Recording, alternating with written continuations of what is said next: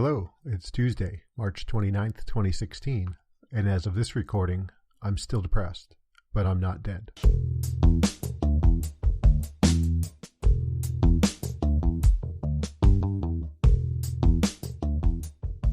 Hey everybody, welcome back, and thank you so much for listening. For any of you who do celebrate Easter in any form whatsoever, I hope you did find some enjoyment this past weekend.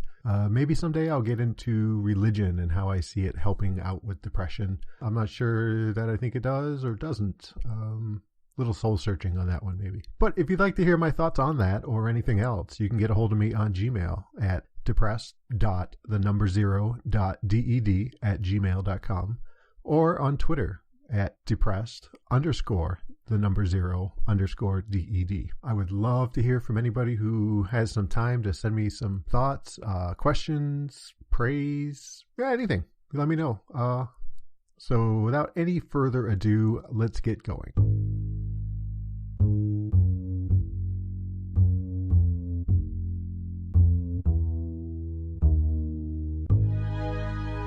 What's that you say? You're wondering what's on my mind? Well, let me tell you. For this show, I am going to be focusing on platitudes and affirmations and how I kind of have a problem with them when it comes to dealing with depression, especially folks who are in a kind of a deep clinical depression, like I generally am. And even though I'm feeling a little better than the past few months, I'm still not in a place where I'm ready to listen to people kind of spew vomit words onto me. Just, here's some words, feel better. So platitudes and affirmations, I guess I didn't realize until I was just about to record. I think I kind of had them the same. They're almost synonyms in my mind. But I did look it up, and, platitudes are, a saying of some kind of moral bearing that maybe are used too much, maybe even overused, to where they're kind of commonplace. Whereas an affirmation is kind of just like it sounds. You're affirming yourself, or someone is affirming your worth or your value. And I'm pretty sure most of you can figure out where I'm going with this when it comes to depression, especially major depression. I've been to a few different programs, and there's always these kind of little sayings, fake it till you make it, meaning just work, be happy act happy until you are happy. And things like, you are stronger than you think, or trust yourself, you make a difference. And, when I hear these things, it just drives me crazy. I want to kind of dope slap whoever says it, because I don't think anyone who has been depressed at the level that I have been, and of course I can only speak for myself. I don't pretend to know what anyone else is going through. We all take things, we all have our own spin on our diagnosis. We, depressed person A and depressed person B maybe at the same level of depression, if there were such a way to kind of put a number on it. I'm depression level 40 and you're depression level 41. So we're relatively similar, and so we will have these characteristics. It doesn't work that way. If we could kind of do that, and I get, person A, person B at the same level of major depression, so you're not going to see things quite the same way as the other. So again, I'm just speaking for myself. Maybe this will ring true for some of you, maybe not. But anyway, so this kind of came up in the program I was just in that I recently left. And there are always some kind of platitudes or affirmations. And in fact, in the room where we would do our first of the day kind of group therapy, there was a sign up in there that had been made by a previous patient. And so part of this program is, with the arts and crafts and all that. So in the arts and crafts section or portion of the treatment plan was you'd make a final craft, and it would everyone that I had seen kind of was filled with affirmations or platitudes, or maybe it was just focused on one Maybe it was many. They were big on making these banners. So a lot of people had done that. But anyway, so there was one in this room, and it actually said, "Welcome to Normalville." When I first read it, I kind of wanted to go over and tear it down and kind of smack someone upside the head with it. I get someone thinking that, and they're feeling, when you have a mental illness, you feel abnormal. But to say when you're starting to feel better, or you've got your symptoms under control, or even in remission, to say, hey, now I'm normal like everybody else, that is, oh my gosh, I can't. How do we do that? How does an outside source actually say, hey, you're not normal? That is horrific, in my opinion, especially in today's age of trying to get rid of stigma. So, hey, you're normal. You've been in the program for 2.5 weeks, so you're more normal than this guy who came in just yesterday. Just terrible. So the very first day I had that kind of staring me in the face. And then, we're surrounded by these projects that are and encouraged, I guess, if you make your final project, you're asked to, hey, if you'd like, we'd really appreciate it if you would leave your project with us to add to our collection, our gallery, which I get. It's nice. It's a little kind of, I don't know what the word is I want to say. It's self-serving, I don't know, it's almost like, hey, new patient, look at all these people who came through and they made this lovely doily that says, you are appreciated even when you can't contribute much. Or, I am strong, or I allow only healthy and loving relationships into my life. So I had these around me all the time. And, since I've started this podcast, and I've starting to make a sort of presence on Twitter, which I'm not too good with. I usually end up just following and not putting too much out. But I've followed a few folks who, for an hour each day, they're just kind of vomiting up these kind of, I don't know, like just, hey, you're going to get better, or hey, you are important, or hey, it sucks now, but you'll love it when you feel better. And I don't see how that helps someone who is in deep depression, or maybe not even kind of a, not as deep a depression. It's been so long since I've been there that I don't know how that would help me. Like I said, I'm at a point right now where I can see why someone would, what their thought was, what their good intention was behind such a phrase. But, you tell me, hey, you are worthy of love. And I ask you, how do you know? What's your answer? How do you know that I'm worthy of love? I don't know that I am. I don't feel that I am. I know that I am. I know that my wife loves me. My kids love me. My parents love me. But that doesn't equate to me feeling worthy of that. Each and every day I wonder, why does she love me? Why? One of these days she's going to realize what kind of a screwed up freak I am. And so, for you to say, tell me that I'm worthy of love, well, screw you.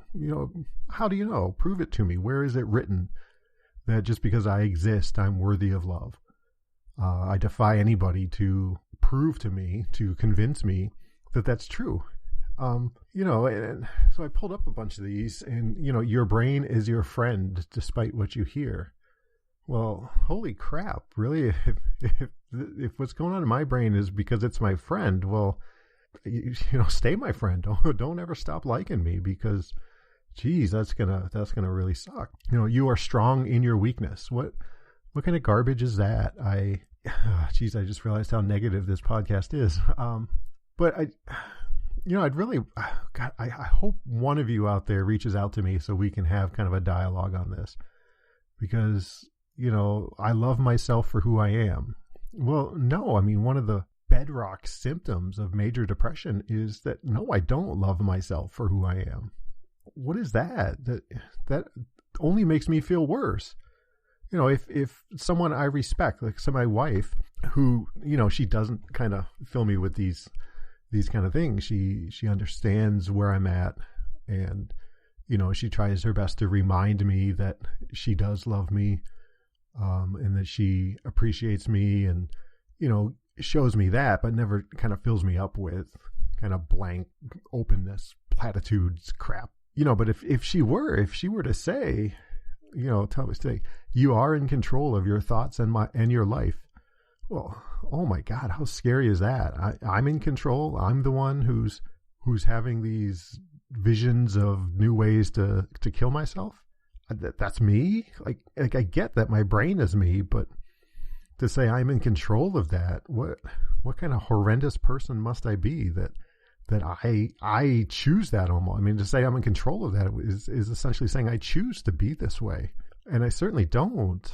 And we can get into another conversation later about those of us who, we get, for myself and other things I've read online is, you get frightened of getting better, it's scary. You don't know what it's like to be not depressed. It's scary to think that you might start feeling better. And then, you wake up one Sunday and, you stub your toe on the door on the way to the bathroom, and holy crap, that could just set off the whole cascade because you were kind of propping yourself up and you thought you were getting better. And it's a kind of a snowball effect in both ways. If, you start to feel a little better, and so you start to feel like you're feeling a little better, and you start to act like you're doing a little better.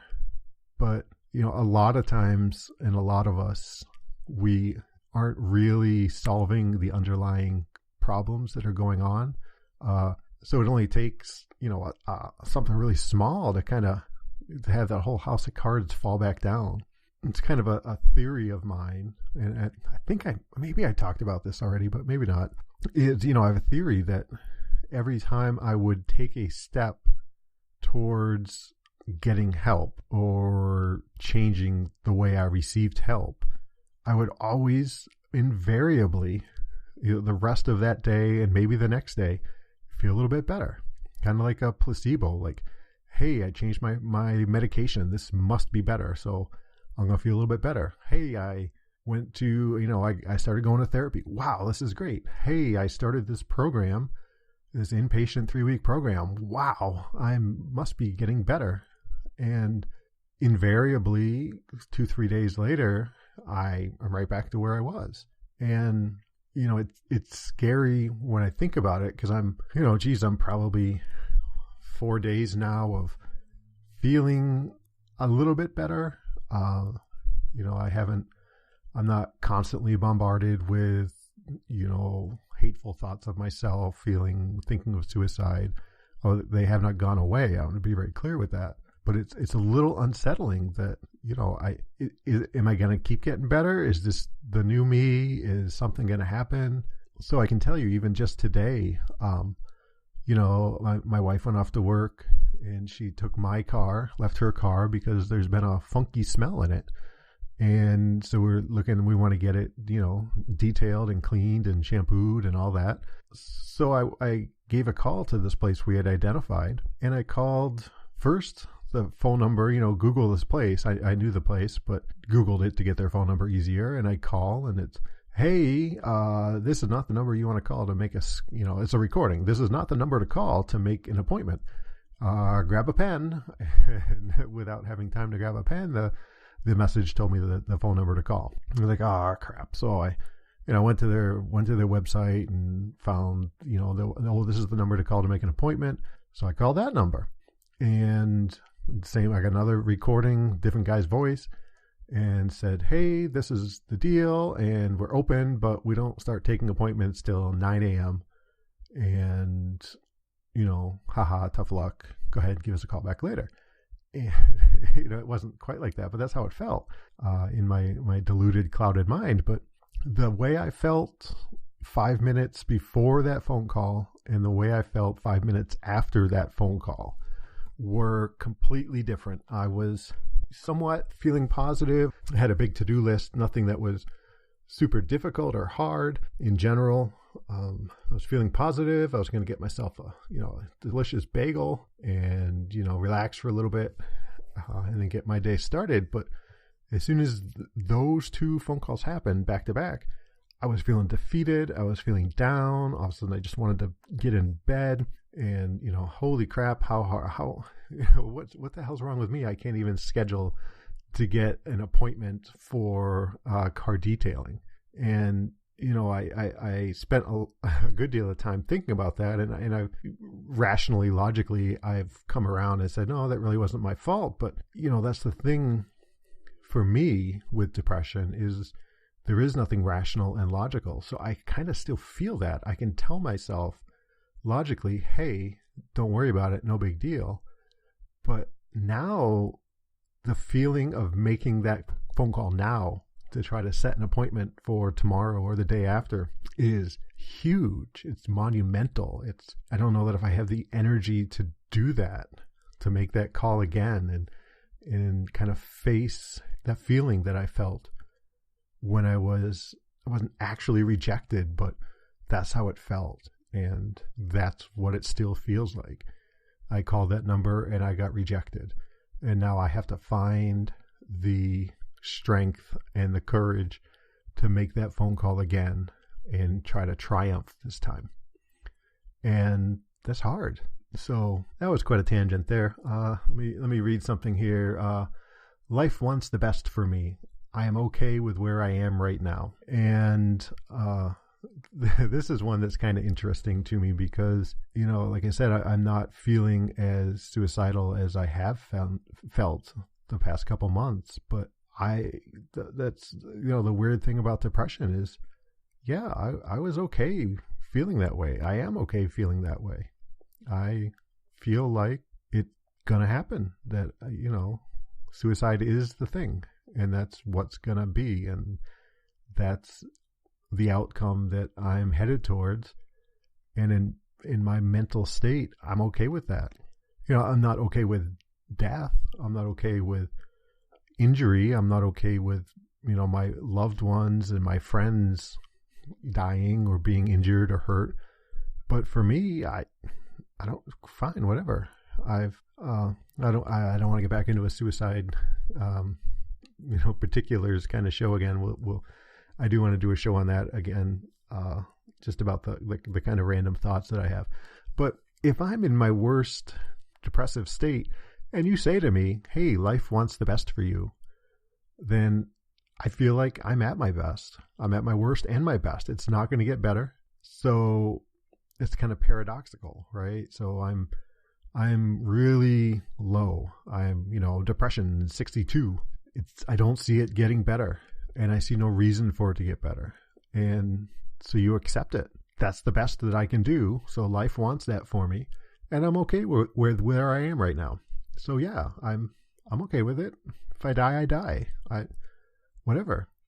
I really hope I'm making sense here, and I'm not really taking a stand against trying to encourage people, trying to support people, trying to help people think about their situation maybe in a way that they're not. But these kind of mindless, generic, almost anonymous kind of words and sentences and thoughts are, for me, they really only irritate me more. And it's much better just for someone to, sit and hold my hand, sit and watch a TV show with me.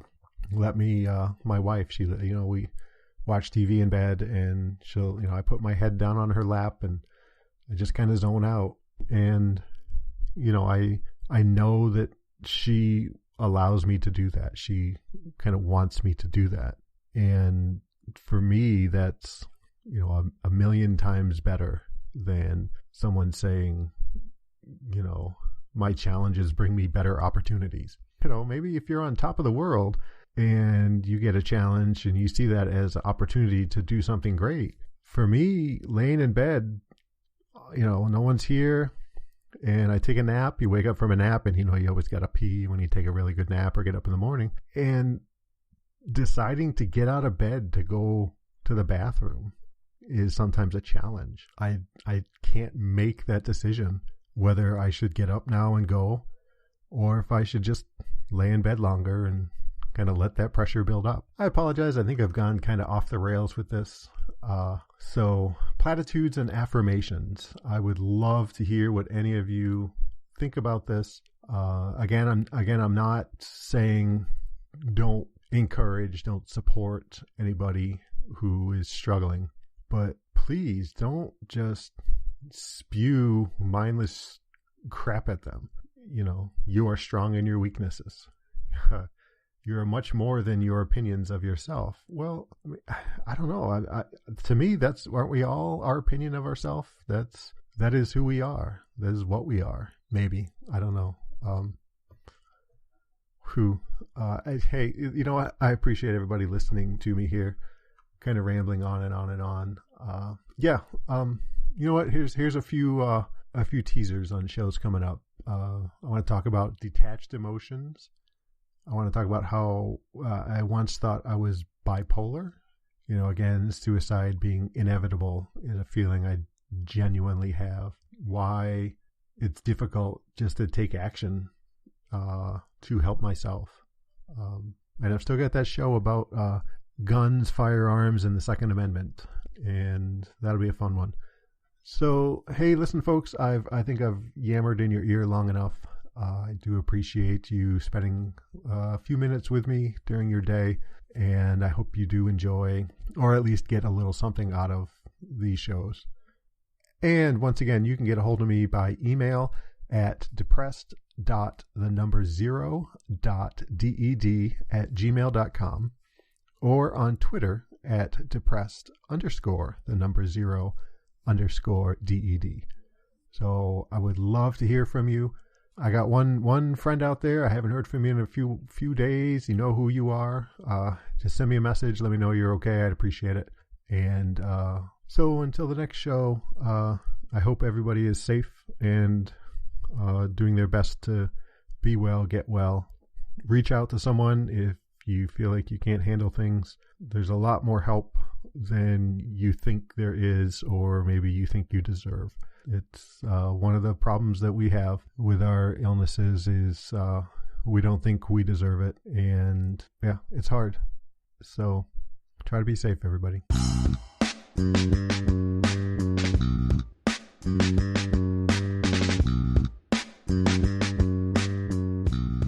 See things quite the last way. Yeah, that was stupid. Crap. And again, you can get a hold of me on email.